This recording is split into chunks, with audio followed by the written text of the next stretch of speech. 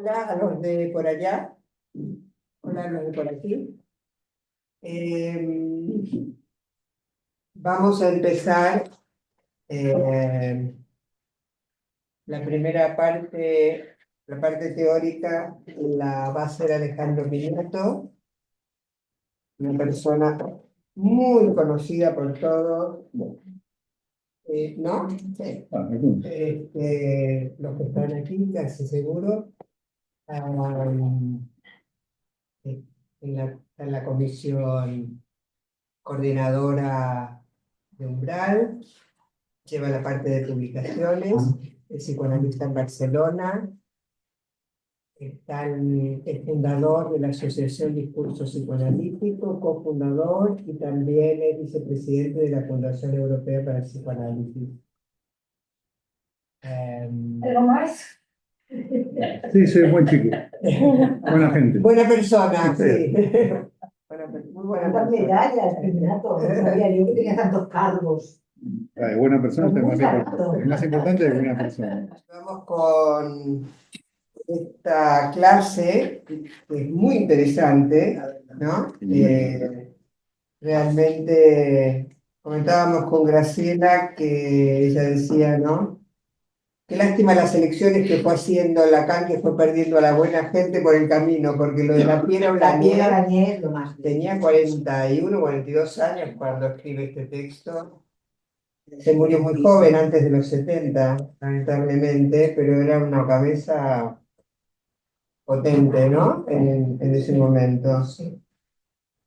Y en la clase 16, eso quiere decir que nos quedan 4, marzo, abril, mayo y junio. Y se puso muy interesante, ¿no? Esta parte del seminario. La verdad. Muy bien. Le voy a dar la palabra a Alejandra.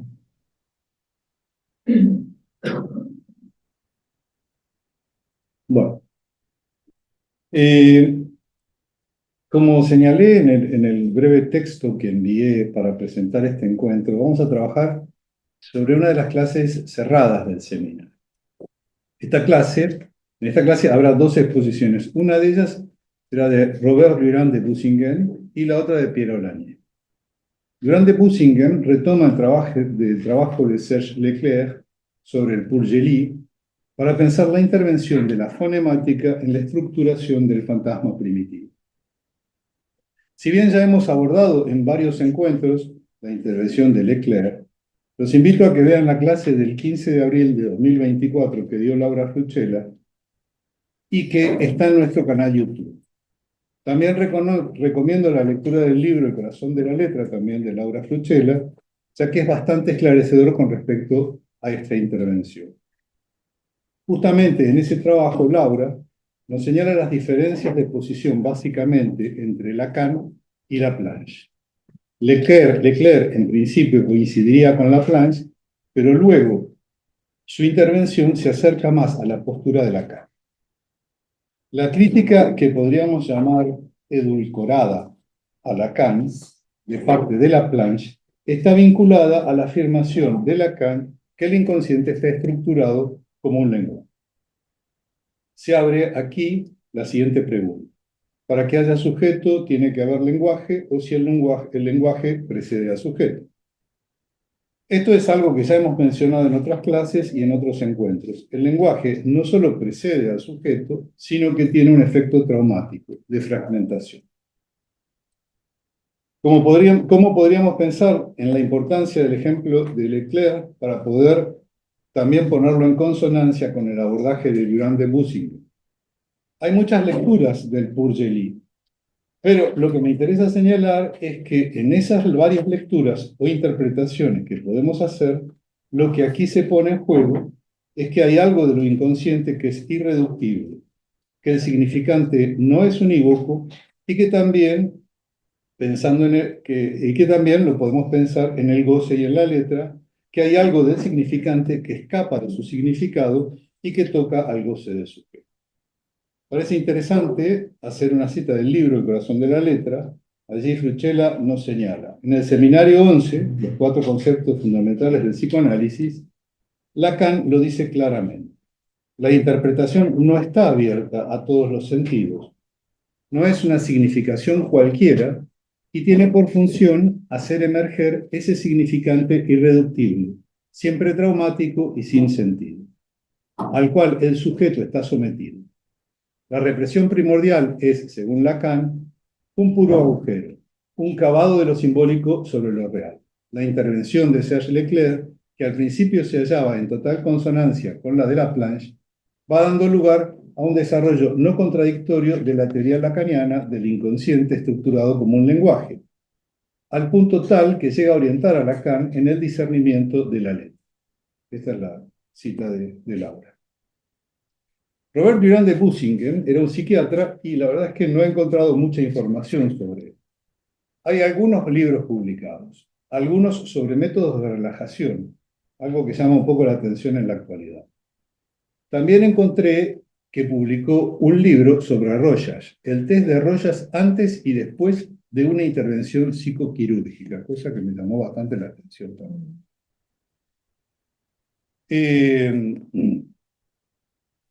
Y también colaboró en una publicación sobre perversión.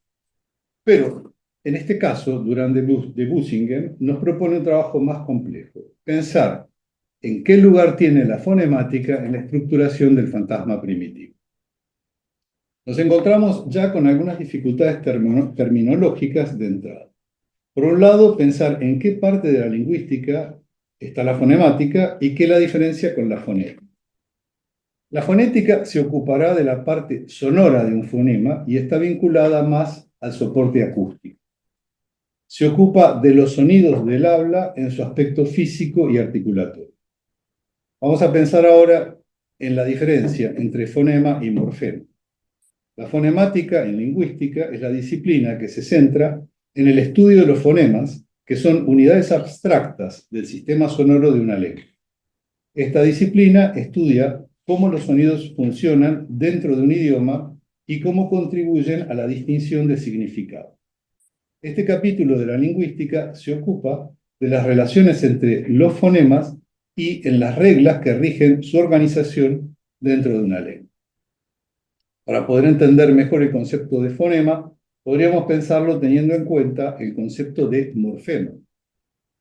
El fonema es la unidad mínima del sistema sonoro de una lengua que permite distinguir significados. No tiene significado por sí mismo, pero la diferencia palabras. Se representa, en general, por la letra entre barras. Entonces tenemos ahí los fonemas P, B, A, etc. Podríamos encontrar similitudes y dificultades cuando tomamos algunos fonemas muy cercanos. Por ejemplo, la B y la P. Ambos fonemas son labiales, pero la sutil diferencia es que el sonido B es sonoro, es decir, que cuando lo pronuncio vibran las cuerdas vocales, y el sonido P es mudo. Cuando lo pronuncia no vibran las cuerdas vocales. Podríamos hacer la misma analogía de la palabra, la misma analogía con los sonidos D sonoro y T. Pero ya sea que se use un fonema u otro, habrá cambios en el significado de la palabra. No es lo mismo decir bata que pata. En cuanto al morfema, lo vamos a pensar como la unidad mínima del significado de una lengua. Lo podríamos pensar como un nivel mayor de complejidad. Aquí podemos encontrar una raíz y un sufijo. Está llegando alguien. O un prefijo y una raíz. Los morfemas se representan mediante llaves. Y como ejemplo podríamos pensar en la palabra niño, que está compuesta por los morfemas niño y el o.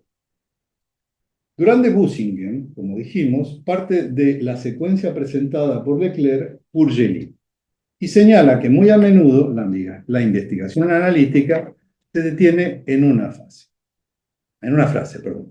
frase que ha sido construida con las defensas, podríamos decir también con las prohibiciones. Défense en francés tiene doble lectura, por un lado es defensa, pero por otro lado es prohibición, de la gramática.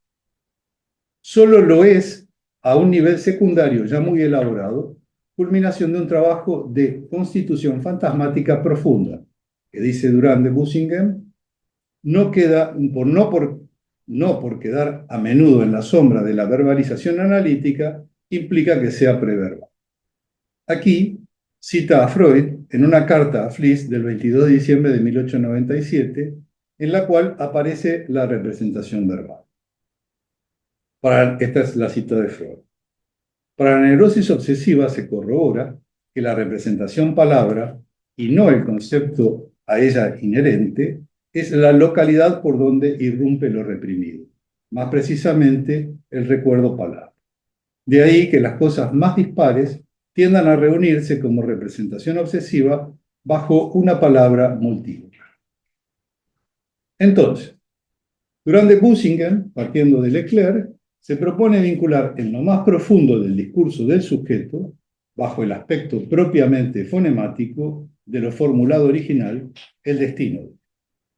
De esta manera, dice Durand de Bussinger, debería ser posible aproximar el lenguaje fundamental del sujeto lo más posible del nivel primario, donde reina la identidad de percepciones y donde juega el puro material sonoro en su oposición fonemática, sucesión discontinua, alternada y escandida, de una cadena donde la sonancia, contigüidad y continuidad van a constituir el discurso del sujeto, introduciendo en el mundo del significante la demanda y el deseo.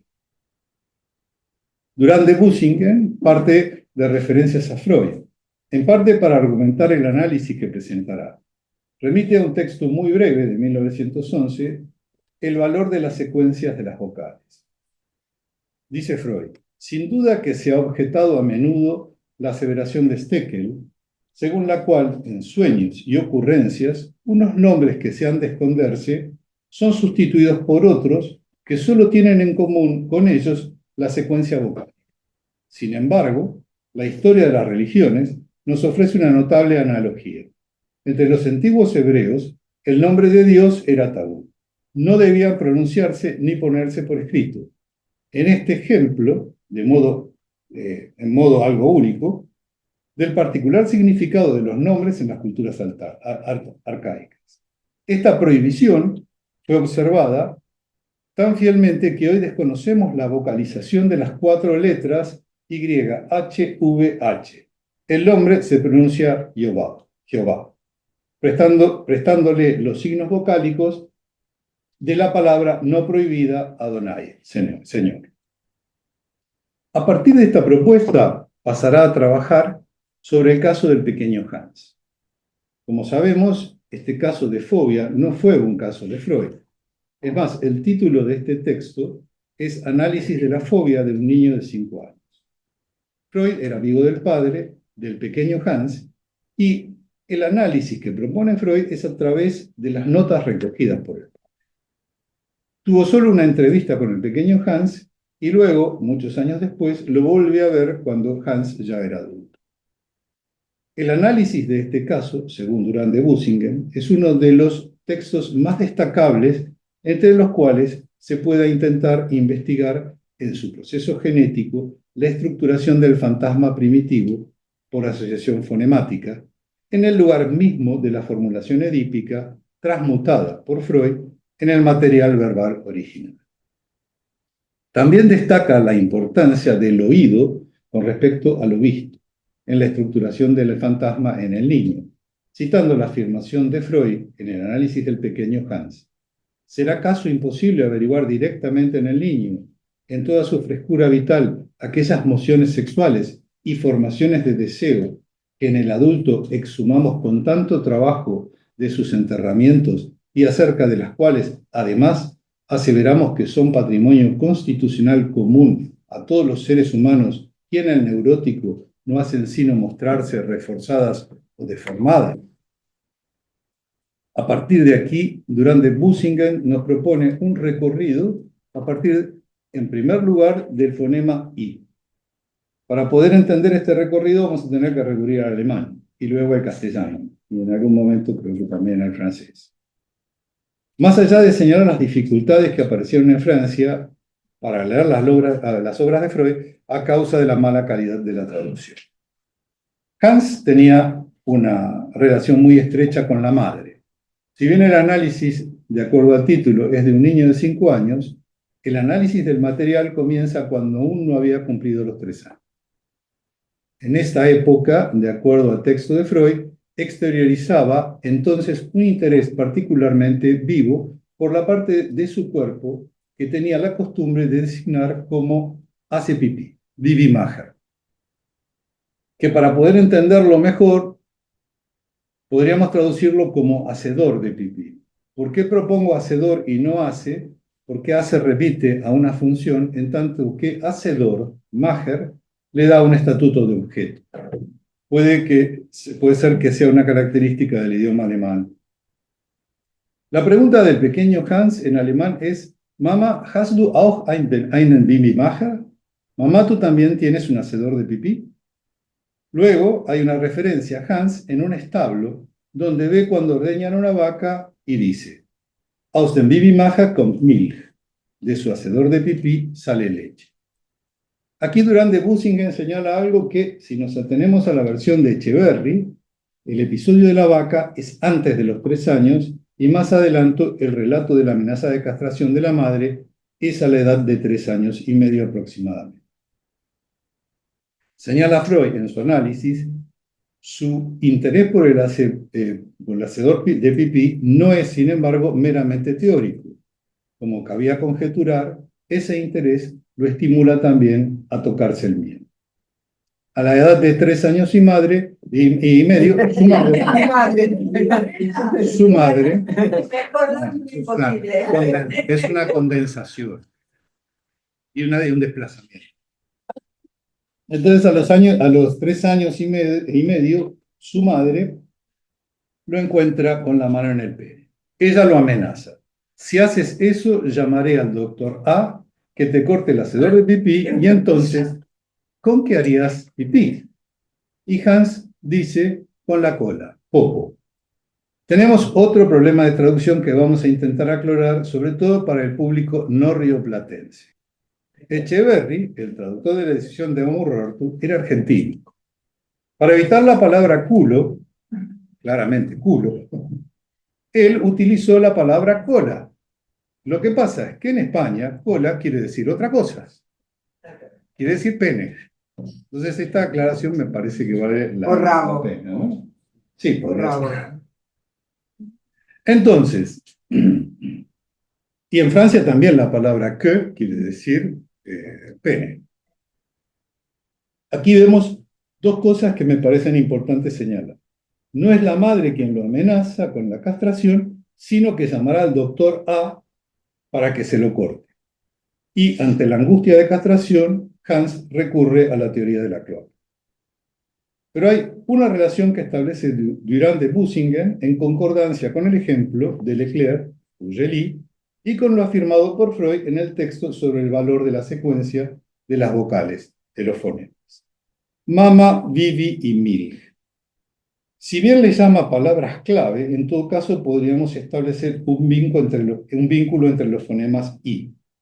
Luego establece un vínculo entre las palabras Bibi y Popo, lo que le permitirá vincular los fonemas O de Löwen, que serían leones, y locomotive, que sería la locomotora, que, según las afirmaciones de Hans, también tiene hacedor de pipí.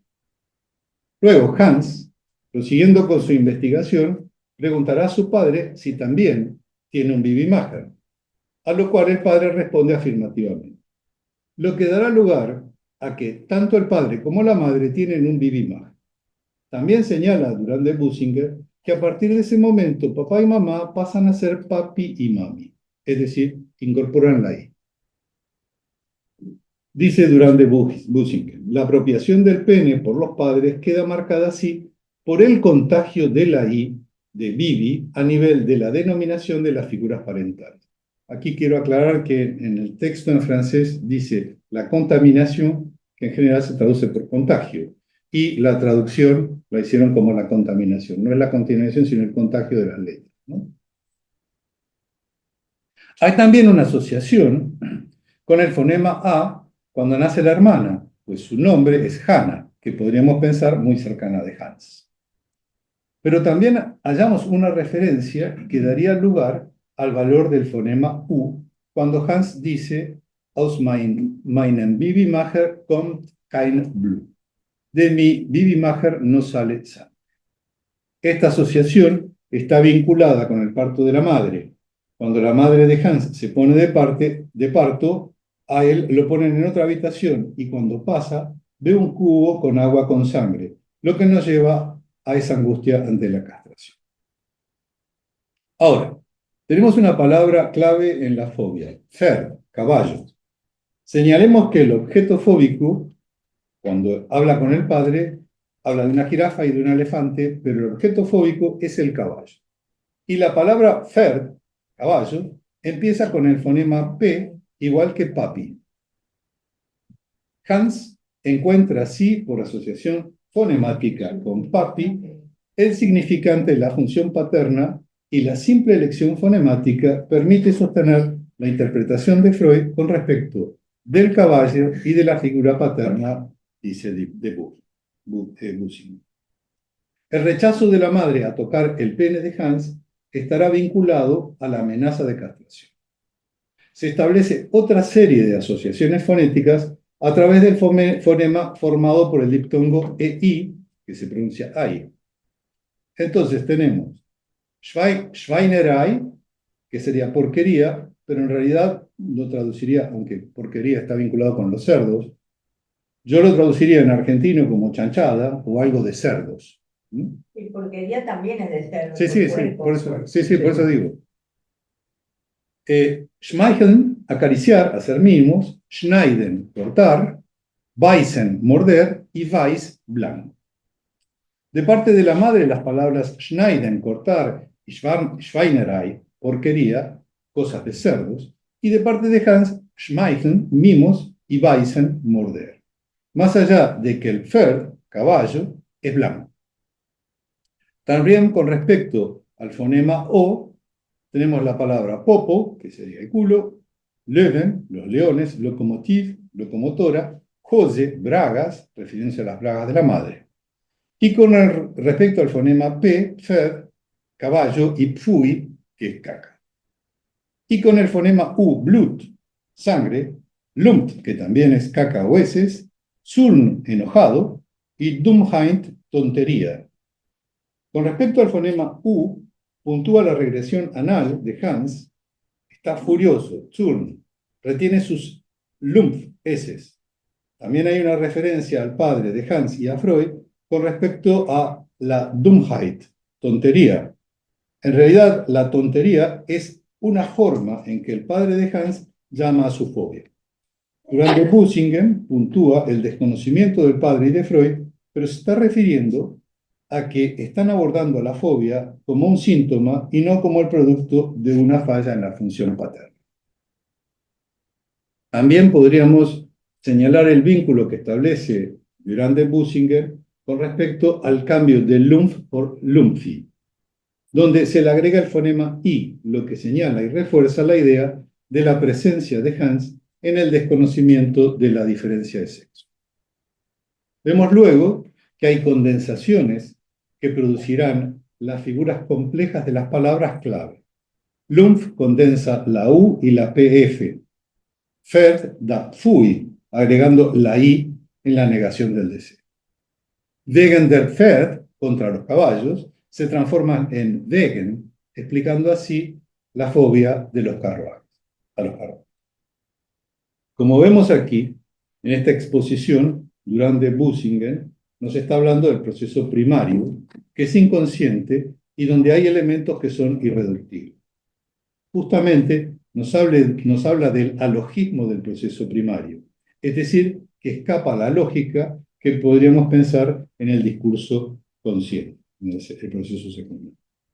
Pero la pregunta, o mejor dicho, la propuesta de Durand de Bussinger es poder pensar, como señala él, en ese verdadero lugar del inconsciente, lugar de la represión primaria, de donde surge el deseo. Podría estar ligado a la predominancia fonética. Llevando su propuesta más lejos, se pregunta si no sería posible aislar estructuras fonemáticas significantes al nivel mismo de la constitución de la palabra, recurriendo así a referencias fonéticas.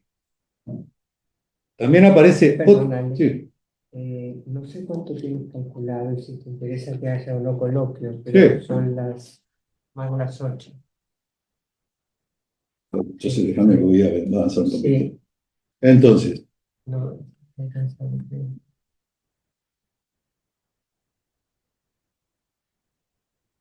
bien. Sí, sí, quería hablar un poco de la elaboración, digamos, teórica que hace de Bussinger, ¿no?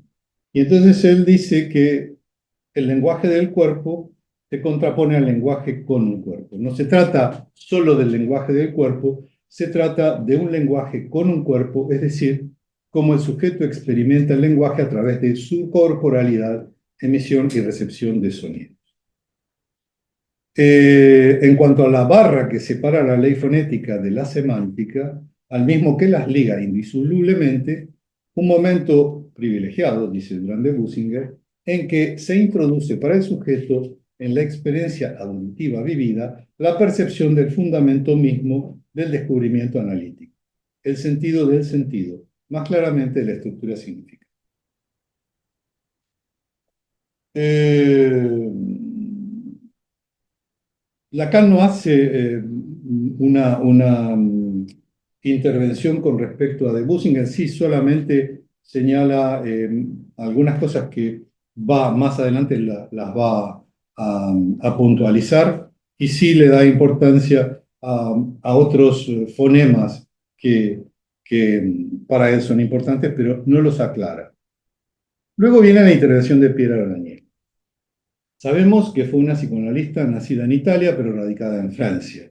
Fue analizante de Lacan entre 1955 y 1961.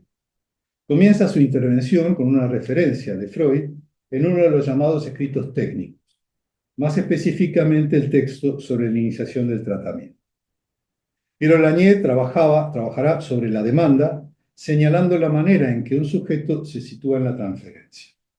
Plantea que un comienzo de análisis no está determinado por intervenciones puramente técnicas, sino que está determinado por el encuentro previo con el discurso del análisis. Señala que no se parte de una relación de un sujeto virgen de todo saber y un analista que detenta un saber absoluto, sino que el demandante llega con un saber previo sobre el psicoanálisis. Me parece importante señalar que este seminario tiene lugar en 1965, donde lo histórico social, diría Castoriadis, que por otra parte fue marido de Pierre Alañez, influía en la concepción de lo que era un psicoanálisis. En la actualidad nos llegan pacientes que no saben qué es el psicoanálisis y la demanda pasa por obtener o bien ayuda o bien herramientas. Pero la referencia al hombre de las ratas es interesante ya que Piero Lañé sitúa aquí una diferencia. El sujeto no va a pedir una certificación médica, que por otra parte lo etiquetaría y lo clasificaría. Va a Freud porque ha leído textos publicados por Freud y hace que él que se interrogue acerca de sus elucubraciones cogitativas. Entonces, se plantea en su exposición abordar lo que ella llama el discurso transferencial y la economía que lo rige.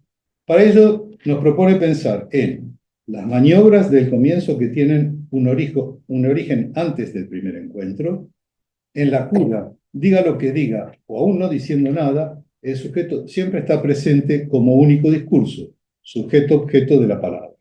Ya sea que hable o que no hable, la palabra está tomada como un objeto de análisis. En cuanto al analista, interprete o escuche, forma parte integrante de ese discurso. En este registro hablamos de fantasía, ahí tenemos otro problema, fantasía o fantasma, de fusión. Digo eso porque en realidad la palabra fantasma es bastante cuestionada porque proviene del alemán y no había una traducción al francés y hay momentos donde tendríamos que hablar de fantasía y no de fantasma. En tercer lugar, si bien es cierto que la técnica analítica solo es posible a partir de una noción articulada del sujeto, esta articulación no lo designa como ser de palabra que se transforma con su decir en bisagra entre el registro de la demanda y el registro del deseo. Y en cuarto lugar, A nivel de la demanda, si bien tenemos derecho a hablar de una evolución histórica o temporal, y en lo que respecta a la dinámica de la cura, de una regresión de la demanda en el nivel del deseo, solo podemos reconocer la irreductibilidad y la permanencia de su dirección, al igual que del fantasma que lo sostiene. Entonces, Polanyi nos habla de una relación que podemos establecer entre transferencia y deseo. En este punto vemos que la transferencia no es concebida solamente como la repetición de relaciones anteriores. Podremos pensar en una economía particular donde demanda y el deseo del sujeto se entrelazan. En cuanto al deseo del sujeto, este se sostiene en el fantasma o fantasía que responde a una falta de sentido, que en su origen hubo un vacío de sentido. Aquí el analista se sitúa en el lugar del gran otro del deseo. Su silencio no es un vacío, sino que está planteado como una función que sostiene el discurso. En cuanto al fantasma, destaca la cuestión de los objetos privilegiados en la economía de deseo, es decir, aquellos objetos trampa o señuelo que podrían ser objetos de pulsión, objeto de demanda o objeto de placer. Pero destaca dos, la mirada y la voz. La voz es el primer objeto de la demanda a través del cual se inscriben las primeras experiencias de llamado y respuesta. Hoy tendríamos que pensar también en lectura, ya sea de mail o de un WhatsApp. La mirada introduce al sujeto en la dialéctica del deseo del otro, en el cual el sujeto es simultáneamente objeto de deseo y aquel que busca capturar el deseo del otro. Luego hay algo que Lacan señalará y que habla de dos aspectos importantes, voy a abreviarlo, ¿no? Y a veces cuestionado y discutido en ámbitos psicoanalíticos. Nos referimos al silencio del analista y al tema de la temporalidad en análisis. Con respecto al silencio del analista, señala que la frustración no proviene tanto del silencio del analista, sino de la irrupción de su parte. La frustración no es efecto de la falta de respuesta, sino del hecho de que la respuesta del analista nunca es la que el sujeto espera. En cuanto a la temporalidad, señala que el fin de la sesión y la estructuración del tiempo no son cosas menores, sino elementos que sostienen la economía del deseo en el análisis. Por último, podríamos decir que el análisis no simplemente es la historización de la vida de un sujeto, sino que implica un trabajo en que éste se confronta con la falta, el deseo y la imposibilidad de encontrar una respuesta total.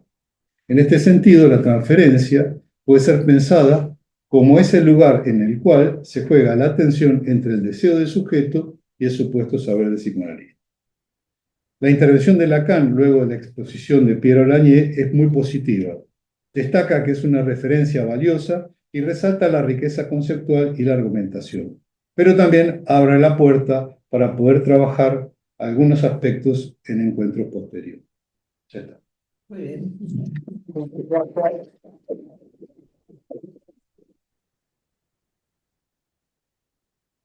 Muy bien. Abrimos turno de preguntas, coloquios, Yo voy a comentarios. hacer el comentario. Muy bien, adelante. Me parece notable que desde un punto de vista completamente distinto, los dos autores están planteando algo como previo a, anterior a. El texto de este psiquiatra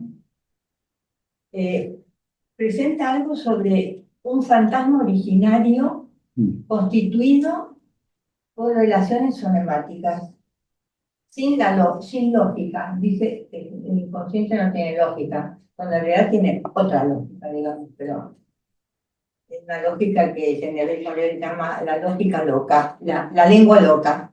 Y que luego, yo creo que es lo que Lacan va a retomar cuando hable de la langue, y todas estas cuestiones pragmáticas.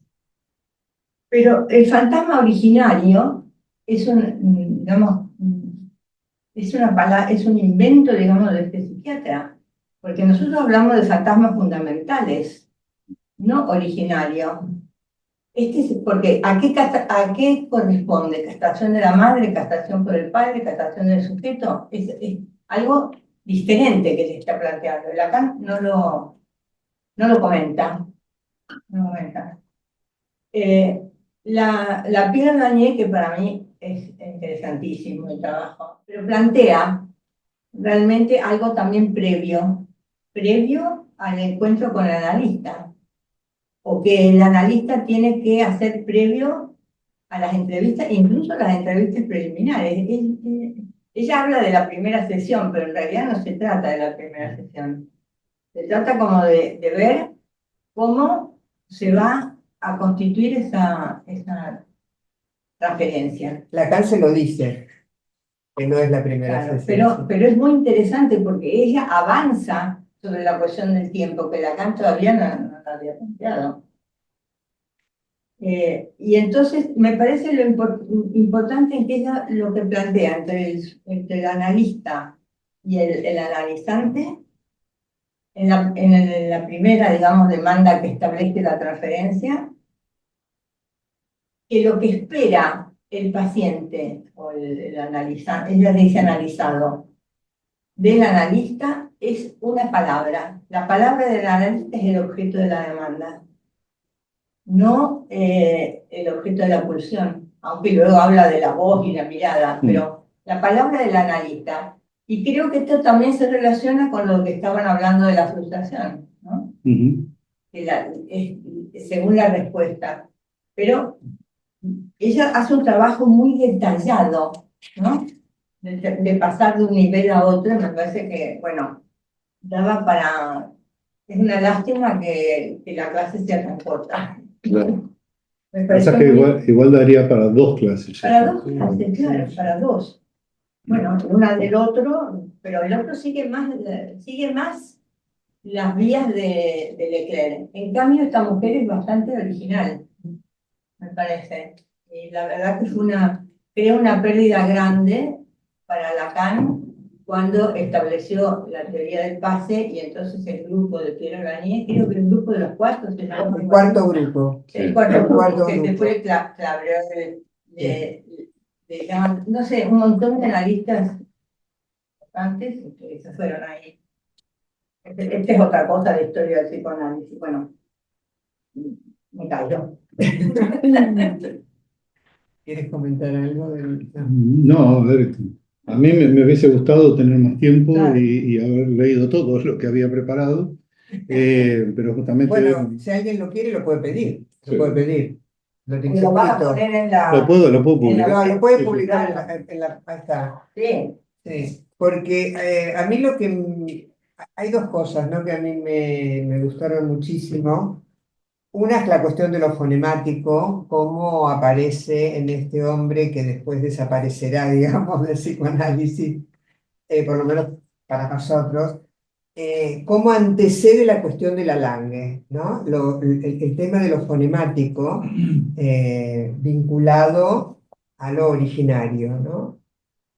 Y la potencia que le da a la pulsión invocante sobre la mirada, ¿no? Como un saber o una intuición, ¿no? Muy fina. Y en cuanto a la Pierre Blagnier, ese ordenamiento que hace de los cuatro temas, ella lo dice además, 1, 2, 3, 4, Sí. ¿no? Los ordena, que el primero ¿no? No hay un sujeto virgen de todo saber, y que todo el saber está del lado del analista, eso no hay. Un único discurso en el análisis, el punto 2 es ¿no? En el análisis hay solo un discurso, que es el del analizante. La bisagra y el develamiento entre el registro de la demanda y el deseo, como trabajo del analista, y la cuestión temporal, que es el punto que también... Estos cuatro puntos que ella señala, que siguen siendo, ¿no? Van a misa, digamos, me parece también muy interesante cómo lo trabaja. Me causa gracia porque hay alguien que dice, me gustaría que me mandes una copia y el nombre es Samsung no sé cuánto. Una copia Samsung. Hay una cuestión interesante, es que a veces incluso llegan a umbral demandas que sí saben del psicoanálisis. Hay como intuiciones, ¿no? Que dicen, No quiero que Bueno, me den pastillas. sí, eso es una. No quiero que me den pastillas, es una. A mí no me gusta, digamos, tomar pastillas, medicamento, medicación. Es una. Y otra es, yo ya hice, y esto he tenido la semana pasada, yo ya hice Gestalt, ¿no? Hice bioenergética, hice transaccional. Me parece que el psicoanálisis va más profundo y mis problemas vienen de la infancia, ¿no? Este tipo de Hay, cosas en la demanda hay dos palabras. ahí aparecen. Eh, Sandra, tienes que darte audio. Hola, buenas tardes, ¿cómo están? Un gusto. Me gustó muchísimo, muchas gracias. Quería retomar lo del gusto que se vio en la clase que compartí con ustedes y cómo de ahí va trabajando él topológicamente la pulsión invocante, la voz. Sí. Entonces, como desde ahí, ¿verdad? Va teniendo esta cosa muy delicada, un trabajo muy fino sobre lo fonemático, sobre el sonido, sobre el gusto, sobre el alange, sobre esos primeros sonidos, ¿verdad? Y la otra que me llama mucho la atención es la representación palabra unida a la represión. Entonces, como van a haber unas palabras que no sabemos si van a ser cargadas posteriormente de un significante o si va a ser esa diferencia entre palabra plena y palabra vacía. Entonces, ahí quería compartir. Muchas gracias. Bueno, gracias a ti. Y Gisela, Hola, Gisi. Hola, ¿cómo les va? Buenas noches a todos. Alejandro, mira, lo que quería decirte es simplemente un comentario porque has tomado varias cuestiones de la clase y me parece muy interesante. A mí también me gustaría poder leerlo, también lo que vos trabajaste, porque cada uno hace un trabajo sobre la clase, ¿no? Como una, una selección y una lectura también, ¿no? Y entonces de tu lectura, a mí me interesó mucho dos cuestiones. Uno, como cuando resaltaste la cuestión del análisis, no como una historización, ¿no? Sino como justamente el valor pulsional que está en juego, porque me parece interesante eso porque parece obvio, pero no lo es, ¿no? ¿Por qué abandonamos la anamnesis y por qué no se trata de eso en el análisis y cómo acá insiste esa cuestión de lo pulsional? Y también otra cosa que me hizo pensar, no me había dado cuenta para nada, es cómo acá, me parece que también tiene que ver un poco con lo que decía Graciela, cómo acá ya se empieza a ver esa cuestión de peso para Lacan de la gramaticalidad en relación al fantasma. Digo, porque en el seminario 14 es como que va a ser más taxativo en relación a que el fantasma es una axiomática gramatical, digamos, ¿no? Y me parece que acá se va construyendo eso. Uno puede ir como descubriendo ese hilo que va a desembocar en esa cuestión del fantasma. Bueno, esos dos comentarios que me suscitó lo que vos planteaste. Gracias. si alguien quiere comentar algo más. Si no hay otra pregunta, yo querría hacer un pequeño comentario Sí. sobre los pacientes que vienen ahora, como dicen ahora, yo dice conocen, a veces no conocen y a veces lo conocen y están en contra. Yo vengo, pero no quiero hacer un análisis, no quiero, si yo no quiero olvidar, no quiero, y eso luego depende del trabajo que haga uno. No, no es necesario llamarlo psicoanálisis, se va a producir solo por eso mismo que está explicando la Olanía, esperar la palabra del otro, la palabra del analista, qué quiero y quién soy yo, ¿no? Eso define. Hay una frase de la Piera Blané que yo copié textual, que en la traducción que nosotros estamos trabajando, que es la colombiana, está en la página 254, si la quieren buscar, que dice, la palabra del analista se diferencia de cualquier otra porque da cuenta del corte entre la demanda y el deseo. Ah, solo por eso. Bueno, es lo que hay que saber hacer, digamos, ¿no? Tiene que ver con el acto. Más allá de lo que decía Graciela, del tema de la demanda, ¿no es cierto? Yo creo que, el que tiene que tener en claro que se trata de un psicoanálisis es el analista. Que el que viene a consultar puede pensar, es más, a mí me han dicho doctor, y yo no soy. Entonces, claro, el que tiene que tener en cuenta que de lo que se trata es de un análisis es el analista. Y después el otro tema sería, digamos, cómo ella habla en un momento dado de una falsa demanda, ¿no es cierto? Que podría ser pensado, bueno, vengo porque mi mujer me dijo que haga terapia, ¿no es cierto? O incluso vengo para que usted me diga qué es lo que tengo, ¿no es cierto? Que ahí no sería una demanda, sino en realidad vengo para que usted, como dice ella, me etiquete, me clasifique y me dé la categoría de, ¿cómo se llama?, de enfermo, ¿no? Bueno, Y- como el hombre de las ratas. claro, que- claro, que ahí quería está, con- Voy a a eso buscar un no. certificado médico. Claro. Pero ojo que ahí el hombre de las ratas, en algún punto, cuando él le dice, cuando Freud le dice por qué me viene a ver, él le dice porque leyó textos de Freud y que le interrogaron, ¿no es cierto? Y sobre todo textos que tenían que ver con la con la sexualidad. sexualidad. Bueno. Hay una película, no sé si la habéis visto, la de Un diván en Tánger, ¿verdad? Ay, sí, qué Que le delirante. dice, es delirante, es graciosísima. Sí. Recuerdo que una escena que me encantó es que ella monta su consulta en Tánger, En la terraza. en la ¿En la terraza, terraza? pero también dentro. Y le dice, aquí, bueno, yo no soy doctora, soy psicoanalista, aquí se viene a comprender. Y la paciente le dice, muy seria y muy clara, le dice, yo no vengo a comprender, yo no quiero comprender, yo lo que quiero es mi informe.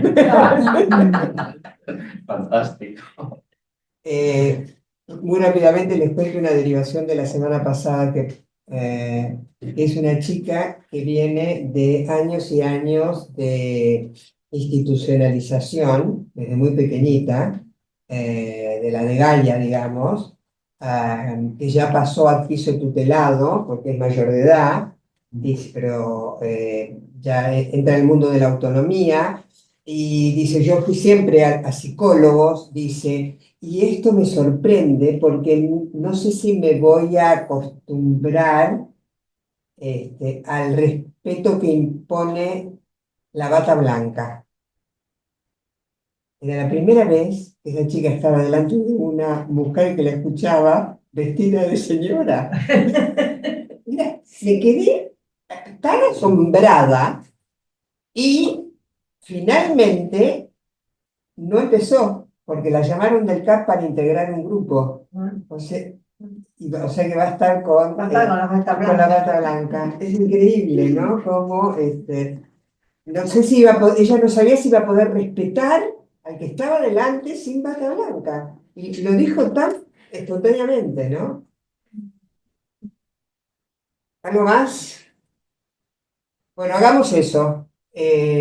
A Ale le agradeceremos un montón que lo publique y lo tenemos en la Sí, web. porque si no faltó la segunda parte. No pudo leer. Bueno, muchísimas gracias, Ale. Vale, gracias.